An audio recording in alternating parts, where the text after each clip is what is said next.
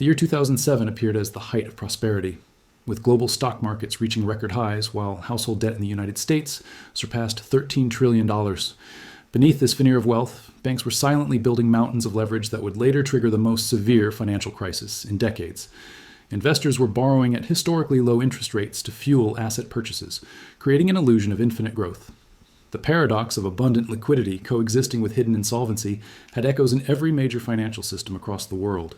Home ownership rates soared, with subprime mortgages ballooning from $600 billion in 2001 to over $1.3 trillion by 2007, yet the ability of borrowers to repay these loans lagged far behind.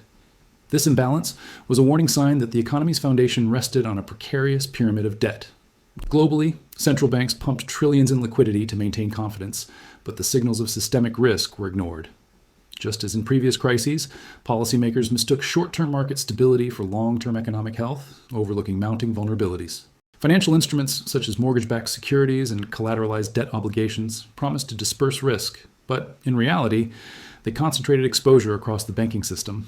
This contradiction, risk being hidden in plain sight, was the quiet precursor to 2008, a rehearsal for deeper financial instability. While everyday citizens felt wealthier due to rising home prices and stock portfolios, the economy was quietly inflating a bubble larger than any previous generation had experienced. The central paradox of apparent prosperity masking systemic fragility had been repeated throughout history, from Weimar Germany to Latin America's debt crises. Sovereign debt and private credit were growing in tandem, creating a network of financial interdependence that left little room for error. Any disruption, whether a spike in interest rates or a fall in housing prices, could trigger cascading failures across global markets.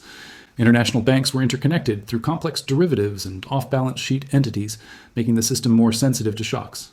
These hidden linkages magnified the contradiction of apparent stability against the reality of looming insolvency. Even policymakers themselves were caught in this paradox, as the Federal Reserve cut interest rates to combat slowing growth, inadvertently fueling further borrowing and asset inflation. The more they tried to stabilize the system, the more fragile it became, creating a feedback loop that history would later identify as systemic risk amplification. By late 2007, subtle signs began to surface. Interbank lending rates spiked, hedge funds collapsed, and liquidity premiums surged. Yet most of the public and many economists failed to recognize that these were not isolated events, but the opening acts of a broader, recurring economic drama. Throughout history, economic crises follow a surprisingly consistent pattern, driven by the expansion and contraction of credit. Excessive borrowing, whether by governments, corporations, or households, inflates asset prices beyond sustainable levels, setting the stage for collapse. Central banks often encourage borrowing during periods of economic calm by lowering interest rates, which stimulates investment but also fuels speculation. This credit expansion creates a deceptive sense of prosperity, masking the growing vulnerabilities in the financial system. As debt accumulates, governments and banks rely on complex financial instruments to redistribute risk, often without fully understanding the exposures involved. Derivatives, securitized loans, and off-balance sheet entities become invisible pressure points that can trigger systemic failures once a shock occurs. When asset prices peak, either through real estate, equities, or sovereign bonds, any downturn can rapidly unravel the system. A sudden tightening of monetary policy, rising interest rates, or currency devaluation can ignite defaults that ripple through interconnected institutions. The sequence of credit expansion, asset inflation, and abrupt contraction is not unique to modern times. It has been observed repeatedly from the Dutch tulip mania of the 17th century to Japan's lost decade in the 1990s. Recognizing this pattern allows historians and economists to identify the early warning signs of systemic fragility. Sovereign debt plays a central role in this cycle, as governments borrow heavily during periods of optimism to fund expenditures or service existing debt.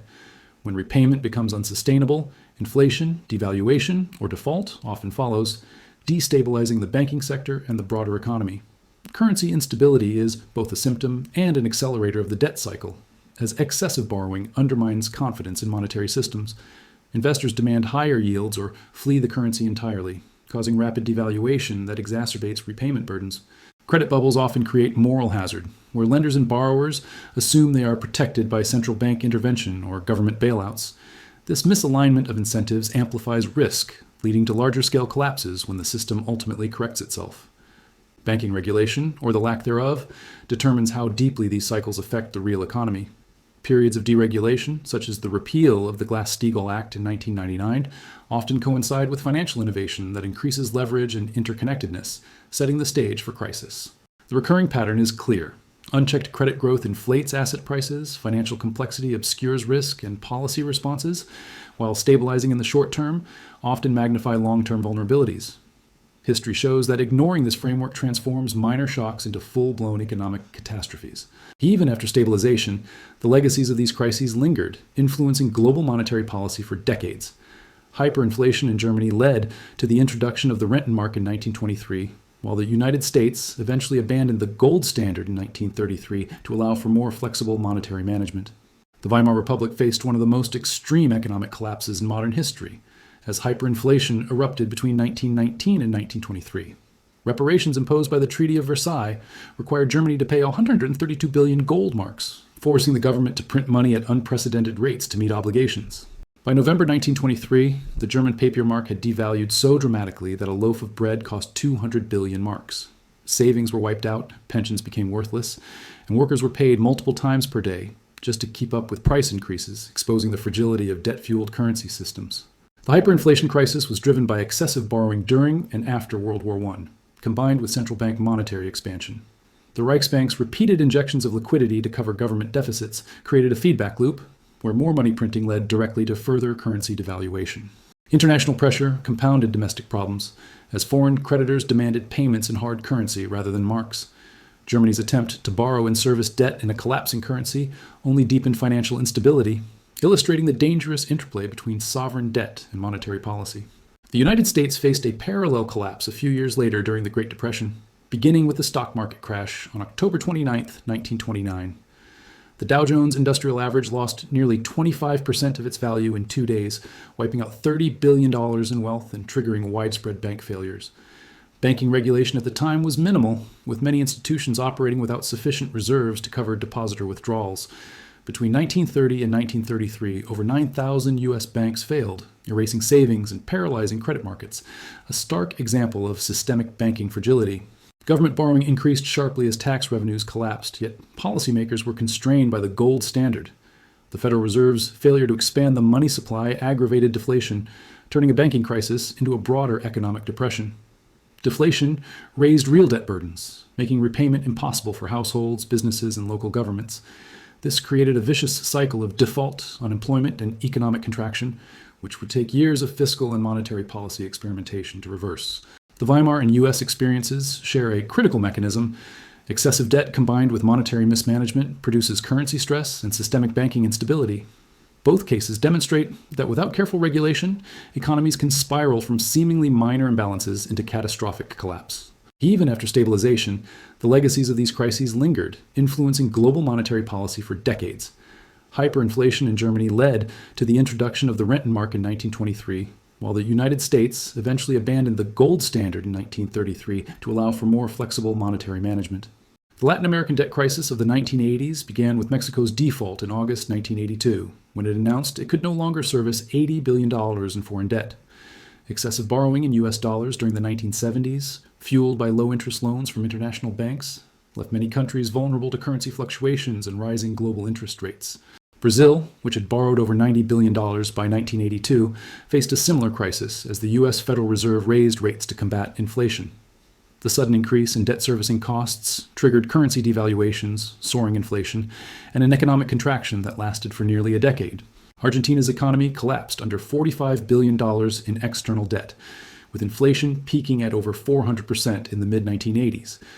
The government implemented austerity measures under IMF supervision, but these policies often worsened unemployment and social unrest, showing the limits of external intervention in sovereign crises.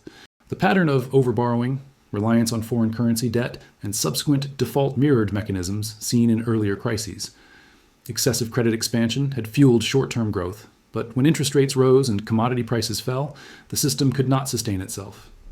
IMF intervention became the standard response, providing new loans conditioned on austerity, fiscal reform, and currency stabilization programs. While these measures temporarily restored international confidence, they often delayed structural reforms and left economies trapped in a cycle of debt and dependency. Currency devaluation in Brazil reached 100% in some cases, forcing businesses and households to repay foreign-denominated loans with rapidly depreciating local currency. Inflation spiraled, peaking at nearly 200% per year, while real GDP contracted by over 5% annually, illustrating the destructive power of debt-fueled financial instability.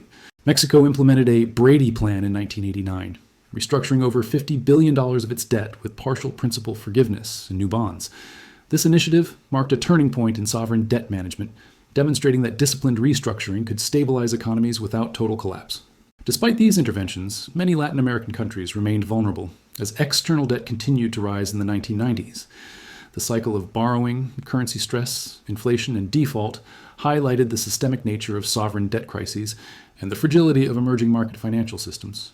The Latin American experience reinforces the recurring economic framework. Excessive credit expansion, followed by a tightening of liquidity, triggers cascading debt defaults and economic contraction.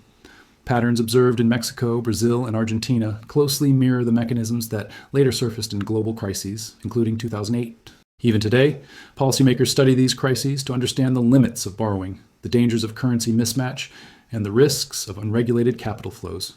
The lessons remain strikingly relevant as global debt continues to rise, and financial innovation creates new vulnerabilities. The 2008 global financial crisis erupted when the U.S. housing bubble, fueled by subprime mortgages and speculative lending, finally burst. Mortgage-backed securities, collateralized debt obligations, and complex derivatives concealed massive risk, linking banks, investors, and households in an invisible web of financial exposure. By September 2008, Lehman Brothers collapsed under $600 billion in debt, sending shockwaves through global markets. The Dow Jones fell nearly 500 points in a single day, while global stock markets lost over $14 trillion in wealth within months, revealing the fragility of interconnected financial systems. The crisis exposed the vulnerabilities of the shadow banking system, where institutions operated with minimal regulation and high leverage.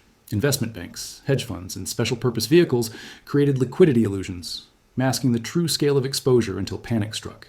The U.S. government responded with the $700 billion Troubled Asset Relief Program, TARP, while the Federal Reserve implemented emergency liquidity measures to stabilize credit markets.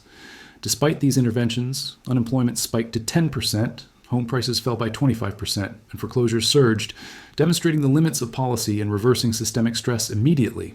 Globally, central banks coordinated unprecedented actions, including interest rate cuts, currency swaps, and quantitative easing programs. The European Central Bank injected billions into struggling banks, while the Bank of England and Bank of Japan similarly expanded their balance sheets, highlighting a new era of aggressive monetary intervention. Excessive leverage and poor risk management were central causes, as banks borrowed heavily short-term to fund long-term illiquid assets. This mismatch of maturity, combined with flawed credit ratings and opaque financial structures, amplified the systemic collapse once housing prices fell. The crisis revealed how sovereign debt could amplify financial stress, as governments took on emergency liabilities to rescue banks and stimulate economies.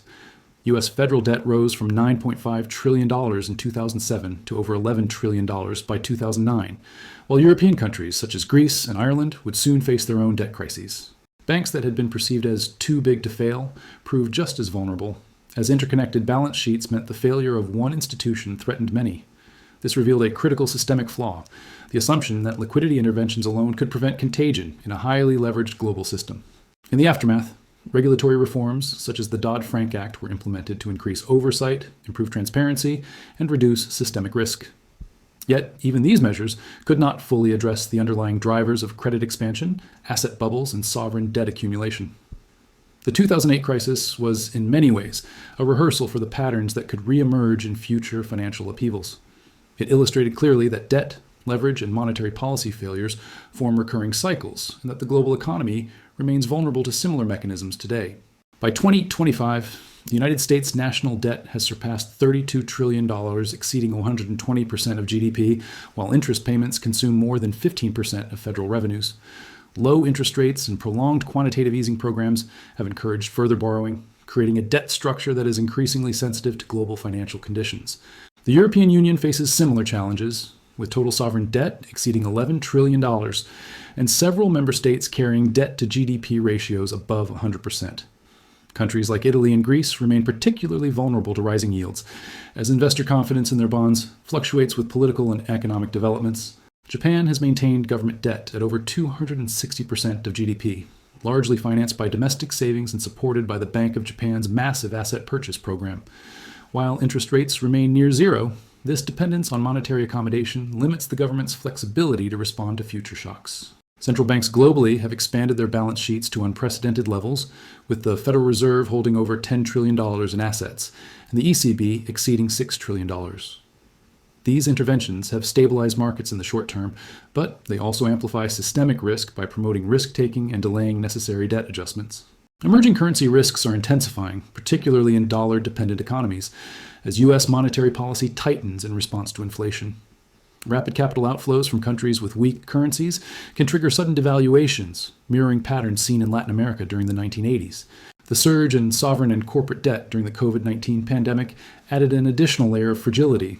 With global debt reaching over $300 trillion, low yields encouraged governments to borrow heavily, while unconventional monetary policy expanded liquidity faster than economic output could absorb. High debt levels coupled with rising interest rates could produce severe refinancing pressures for governments and corporations alike. Even small shifts in investor sentiment may cause bond spreads to widen, increasing borrowing costs and potentially triggering debt restructuring or default. Credit markets remain closely intertwined with global banking systems, which themselves hold significant sovereign exposures. Any instability in government bonds could transmit rapidly to banks, creating the same kind of systemic risk that contributed to the 2008 crisis. Policy responses today mirror those of past crises, with central banks intervening aggressively to stabilize markets and prevent immediate collapse. However, the cumulative effect of decades of debt accumulation, low rates, and asset inflation makes the global financial system increasingly fragile and susceptible to future shocks. Despite warnings from economists and historical precedent, governments continue to borrow, and central banks maintain accommodative policies. The modern financial system demonstrates the same recurring pattern: excessive debt, asset inflation, and reliance on policy intervention, suggesting that history may be quietly repeating itself.